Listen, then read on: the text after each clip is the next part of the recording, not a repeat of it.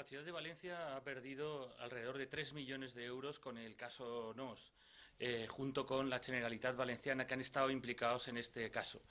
Desde nuestro punto de vista, esto es un hecho muy grave. Advertimos en su momento que el Ayuntamiento de Valencia, el Gobierno municipal del PP, debería haberse personado para haber defendido los intereses de la ciudad y no lo hizo. Por esa razón, el Grupo Socialista tuvo que personarse para poder defender los intereses de la ciudad de Valencia, ya que el Partido Popular no quiso hacerlo. En ese proceso se vio cómo podían haber claramente responsabilidades más allá de políticas, sino también presuntas responsabilidades penales por parte del vicealcalde y, en nuestra opinión, también de la propia alcaldesa Barberá y de otras personas. La realidad es que después de las investigaciones quedó claro, con nuestros recursos, finalmente con un auto de la Audiencia de Palma, que el señor Grau presuntamente había cometido distintos delitos. Por esa razón nosotros ya advertimos que la situación del señor Grau era completamente insostenible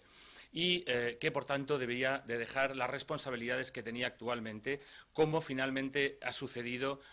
tal y como veníamos reclamando los socialistas desde hace tiempo. Por otro lado, hay que advertir un hecho muy relevante, y es que el señor Grau ha sido, a lo largo de todo este tiempo, como bien además ha reconocido de nuevo hoy mismo la señora Barberá,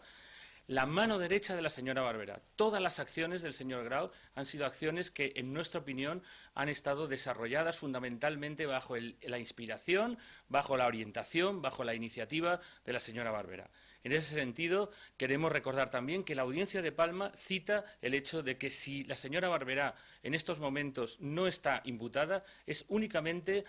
por el hecho de que está aforada y el Tribunal Superior de Justicia de la Comunidad Valenciana en su momento lo impidió. Pero quiero recordar también que en el caso de Valencia la señora Barberá no es en este sentido responsable, desde nuestro punto de vista, al menos responsable política de este caso, sino hemos de recordar también que en el entorno de la ciudad de Valencia se han producido numerosos casos muy graves. Y en este sentido también quiero recordar que Emarsa es una empresa de depuración de aguas de Valencia. Ahí, en estos momentos, que se sepa, puede haber habido un fraude de 30 millones de euros, donde hay implicados también diversos cargos del Partido Popular de la ciudad de Valencia. Aparte de esto, en Feria Valencia hay en estos momentos también unos sobrecostes posibles de alrededor de 1.000 millones de euros, unos sobrecostes de 86% respecto a los presupuestos iniciales, que hoy están siendo también investigados por la Fiscalía. La Feria Valencia, cuyo patronato está presidido precisamente por la señora Barberá. Además de Feria Valencia, tenemos también otros casos, como evidentemente también el de la Fórmula 1, que en estos momentos la señora Barberá también está citada por los abusos que se produjeron presuntamente en el caso de la Fórmula 1. Por tanto, un reguero de casos que están en instituciones que dependen o que tienen relación y donde el Ayuntamiento de Valencia tiene un poder decisorio fundamental y que, desde nuestro punto de vista, lo que han hecho ha sido claramente